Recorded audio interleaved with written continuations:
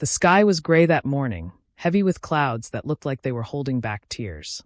Margaret Evans stood at the grave, clutching a white rose so tightly her knuckles turned pale. The wind brushed through her silver hair as she stared down at the coffin. Her husband, Richard, was gone, her best friend, her only real companion. They had been married for 40 years. They built everything together, their home, their garden, their memories. Richard had been her strength, her laughter, the reason she woke up smiling every morning. And now, as the priest said the final prayer, Margaret's eyes filled with tears she had been holding back since the night he passed. Beside her stood her son, Daniel, and his wife, Lena. They both looked calm, maybe too calm. Daniel wore his black suit, his tie perfectly straight, his face unreadable. Lena wore dark glasses and held his arm, whispering to him every few minutes. They didn't look at Margaret much, only when people were watching. When the ceremony ended, everyone came to hug Margaret. "He was a good man," they said. "He loved you so much."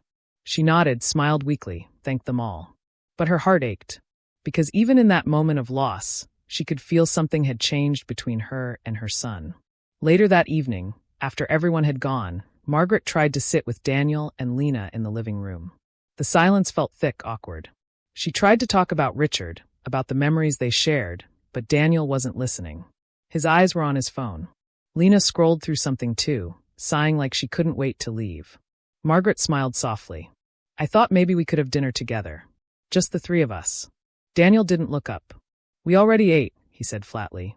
Lena added, "It's been a long day, Margaret. You should get some rest." Margaret blinked, surprised by her tone. She had always been kind to Lena, helped her with cooking, looked after her grandson when he was little. But now Lena spoke to her like she was a stranger taking up space. Still, she didn't argue. "I'll clean up the kitchen," she said softly. As she washed the dishes, she looked out through the window. The garden Richard had built was still there, the roses, the small fountain, the bench where they'd sit in the evenings. It looked peaceful, but now it felt empty. She thought about going out there for a moment of quiet. But before she could, Daniel's voice broke the silence. "Mom," he said. His tone was sharp, not cruel, but distant. Margaret turned off the tap. "Yes, dear?" He stood at the doorway, not meeting her eyes. "Lena and I talked. We think it's best if you take a break for a while." She frowned. "A break?" "Yes," Lena said, stepping beside him. "You've been through a lot. Maybe you can go stay with Aunt Claire for a bit. Change of scene." Margaret's heart sank. "But this is my home," she whispered. Daniel sighed, rubbing his forehead. "It's just temporary, Mom. We need space. Things are stressful. The house, it's too full of memories right now." She stared at him, not believing what she was hearing. Space? Too full of memories? It wasn't just a house. It was the life she and Richard built, the only thing she had left of him. "Daniel," she said quietly, "your father and I." He interrupted. "Please, Mom, don't make this harder." Lena gave a fake, polite smile. "We'll help you pack tomorrow." Margaret's lips trembled, but she said nothing. She just nodded and went back to washing dishes. The sound of running water was the only thing keeping her from crying. That night, she sat in the garden alone. The stars were hidden behind the clouds, and the air was cold. She touched the roses Richard had planted with his hands. Each flower felt like a memory. She whispered, "What did I do wrong, Richard? Why is he treating me like this?" Her phone buzzed. It was a message from Daniel. "Clean up your things. We'll talk tomorrow." She read it 3 times, hoping it said something else. It didn't. Her heart broke quietly, without a sound. She decided to stay outside for a while, but when she went back to the door later that night, it was locked. She turned the handle again and again, but it wouldn't open. She checked the windows, closed. The curtains drawn. She stepped back slowly. Her own son had locked her out. The porch light flickered above her. For a long moment she stood there, staring at the house. Then she sat on the old wooden bench. The cold seeped into her bones, but she didn't move. The night stretched on. The world felt silent. In her mind, she heard Richard's voice again, soft and steady like it always was. "You're stronger than you think, Maggie. Don't let them break you." She closed her eyes and took a long breath. The tears finally stopped. When the clock struck midnight, something inside her changed. The grief turned into something quieter, not anger, not hate, just clarity. She realized she had 2 choices. She could beg them to let her back in, or she could walk away and make them regret ever underestimating her. She looked at the house one last time. The windows glowed warmly, but it wasn't her home anymore. She whispered, "Good night, Richard," stood up, and walked toward the small guest house at the edge of the garden. There, she found an old desk, a lamp, and a chair. She sat down slowly. If they wanted her gone, she thought, then she would leave. But not without a goodbye they would never forget. And with that thought, she opened her notebook, took a deep breath, and began to write. Her hands were steady now. Her eyes were dry. Every word she wrote would change everything that came next. Margaret sat at the small wooden desk in the guest house. The lamp flickered softly beside her, casting a pale light on the blank page in front of her. The house was silent, except for the faint ticking of an old clock on the wall. Her hands trembled as she picked up the pen. She had never written a letter like this before. Not one filled with pain, not one meant to end everything she knew. But she also knew it was time. For years, she had been quiet. She had watched her son change, watched Lena take control of his life, watched the warmth in her family fade into coldness. She kept forgiving, kept believing it would get better. But tonight, something in her heart told her this was the moment she had to stop being silent. She looked out the window. The garden lights from the main house were still on. She could see faint shadows moving, Daniel and Lena in the living room, probably celebrating their freedom. She didn't hate them. She pitied them.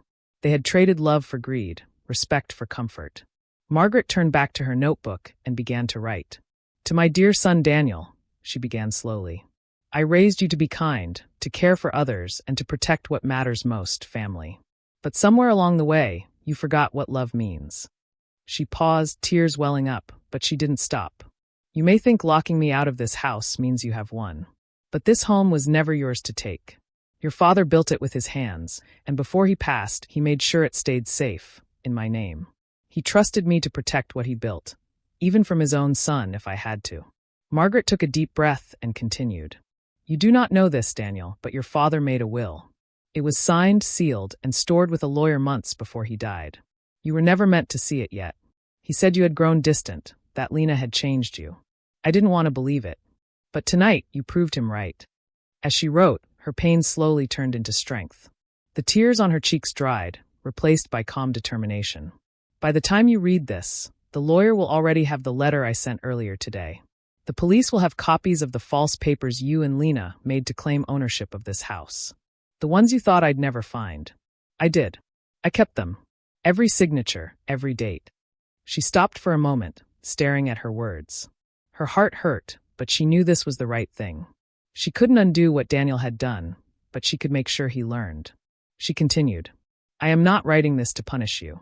I am writing this so you remember the woman who loved you enough to fight back quietly.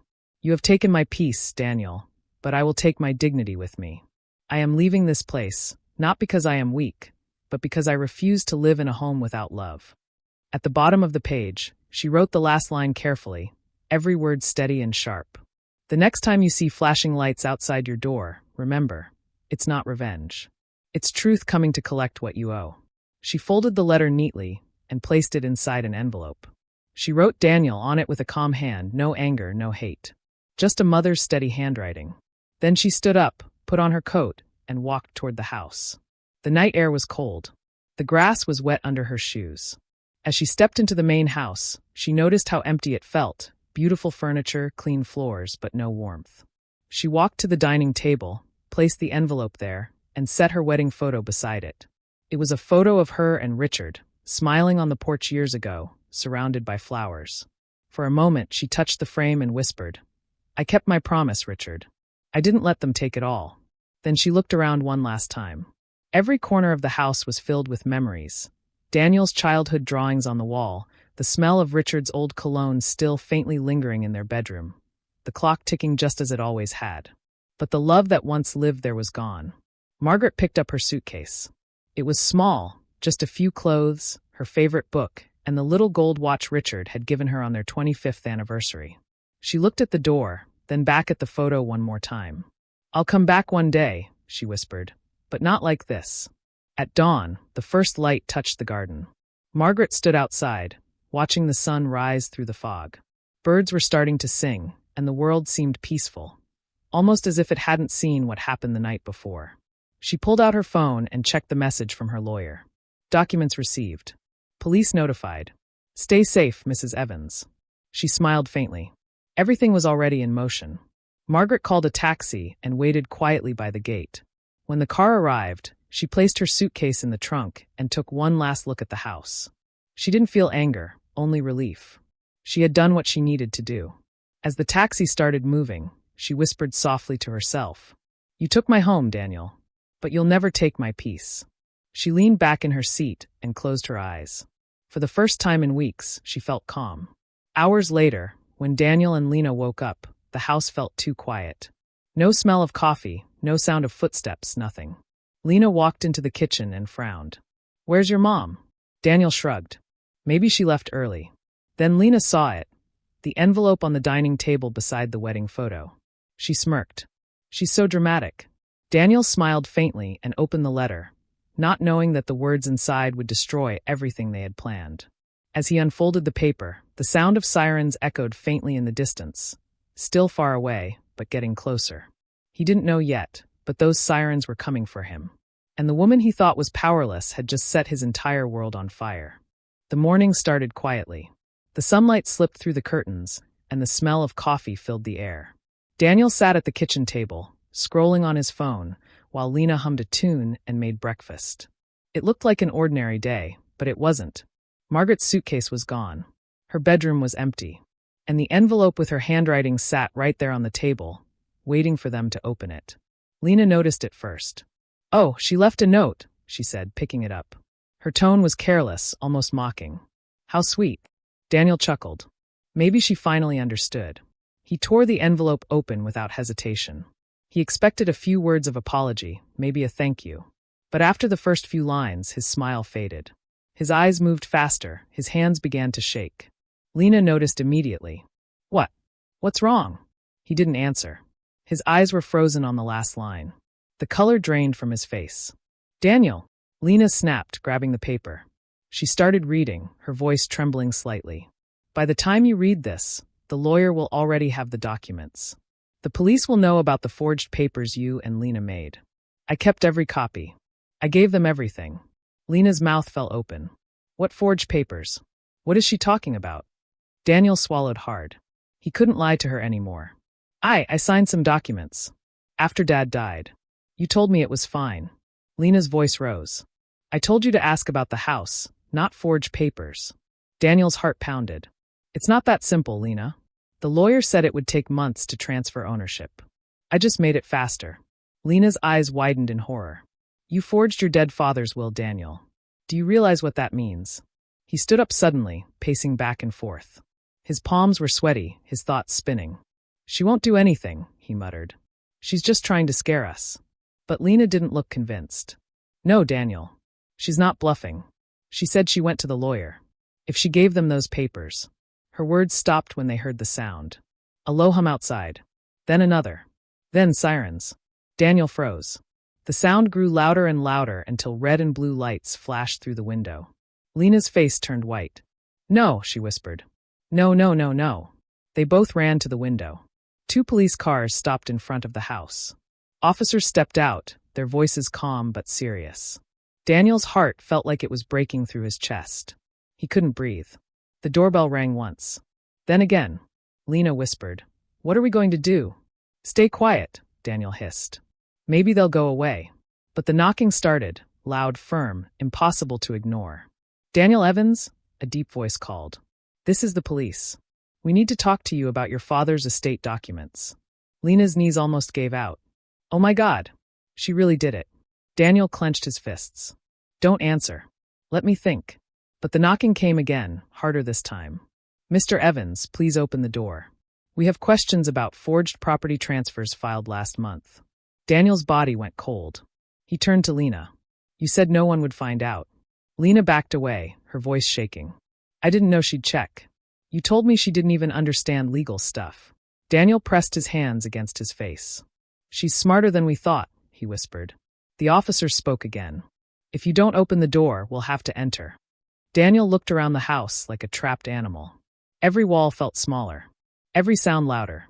The world was collapsing around him. Finally, he walked to the door and opened it slowly. 2 officers stood outside, holding a folder. "Mr. Evans," one said. We need to ask you some questions about your father's will and a property transfer filed under your signature. Lena stood behind him, pale and shaking.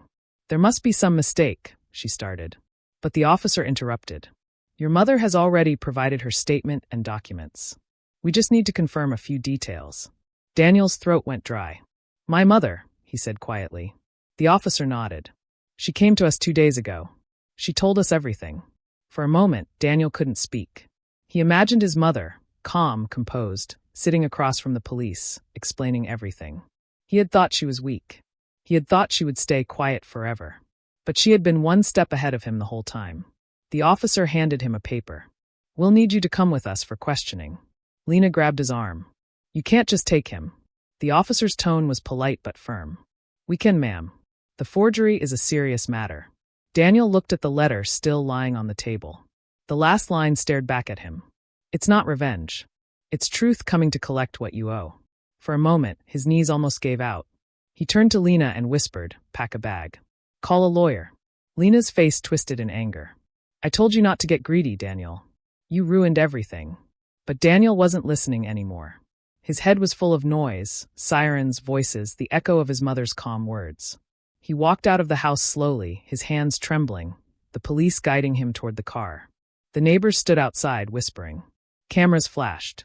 Margaret had disappeared without a word, but her presence filled every corner of that house. Her silence had been louder than any shout.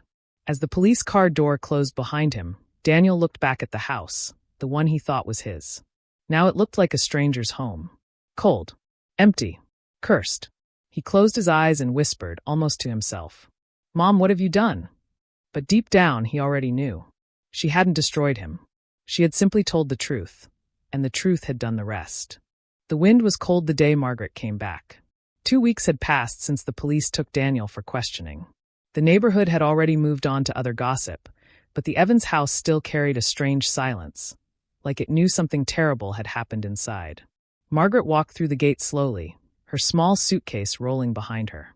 The garden was overgrown now, the roses drooping, the fountain still. The place looked lifeless, like a home that had stopped breathing. She unlocked the door with her old key, the one Daniel had forgotten to take from her. The hinges creaked as she stepped inside.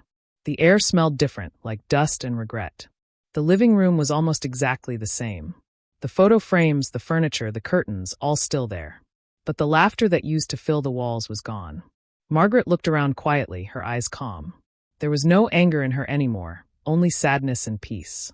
She walked to the kitchen and found a few dishes still in the sink. There was a half-burnt candle on the counter, maybe left from the night the police came. She touched it gently, then looked out the window toward the garden. That's when the memories began to flood back. Richard planting the first rose bush, Daniel playing with his toy car near the porch, little footprints in the mud after the rain. The home had once been full of love. It wasn't just a house. It was their story. Margaret smiled faintly. You'd be proud of me, Richard, she whispered. I finally stood up for myself. She went to their old bedroom. The bed was neatly made, the walls lined with photographs, their wedding picture, Daniel's graduation, the day they moved in. She sat down on the edge of the bed, running her hand over the quilt she had sewn years ago. For a moment, she closed her eyes and let the tears fall quietly. It wasn't pain anymore. It was release. After a long silence, she stood up and began to pack what was hers.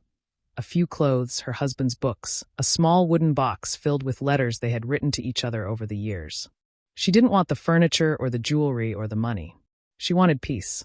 Before leaving, she went to the desk in the corner and took out one last envelope, the final document her lawyer had sent her.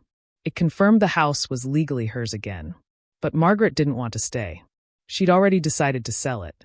The house that had once been her home now only reminded her of betrayal. She wanted a new beginning, something quiet, simple, and hers alone. She locked the front door, walked down the garden path, and placed a single rose on the gate. It was red, bright, alive, the last piece of love she left behind. 2 months later, Margaret lived in a small apartment by the sea. It wasn't fancy, but it was peaceful. The sound of waves outside her window replaced the old ticking clock from her house. She spent her mornings reading and her evenings walking by the water. One afternoon, there was a knock at her door. She opened it to see Daniel standing there.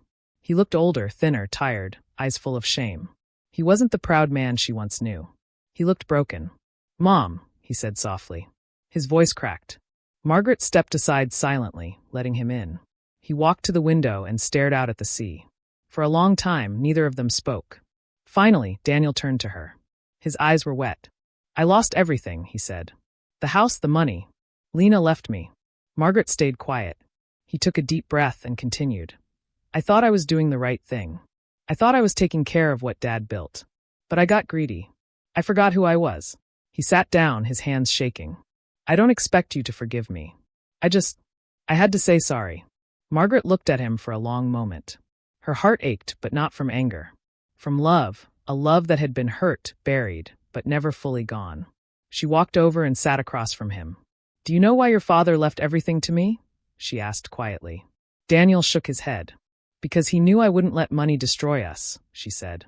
"He trusted me to protect you, even from yourself." Daniel lowered his head, tears falling silently. "I failed you, Mom." Margaret reached out and placed her hand over his. "You failed yourself," she said softly. "But you can still change." For the first time in years, Daniel looked up at her, really looked at her. And for a brief moment, he saw the mother he used to know, gentle, forgiving, strong. "Can I ever come home?" he asked quietly. Margaret's eyes softened, but she shook her head slowly. "Home isn't something you steal, Daniel," she said. "It's something you earn." He nodded, tears streaming down his face. He stood up, wiped his eyes, and whispered, "I'll try to be someone Dad would be proud of." Margaret smiled faintly. "Then that's enough." They stood at the door for a moment, not hugging, not crying, just two souls finally understanding each other. When Daniel left, Margaret watched him walk down the street until he disappeared around the corner. She closed the door gently and leaned against it, exhaling slowly. The room felt light again.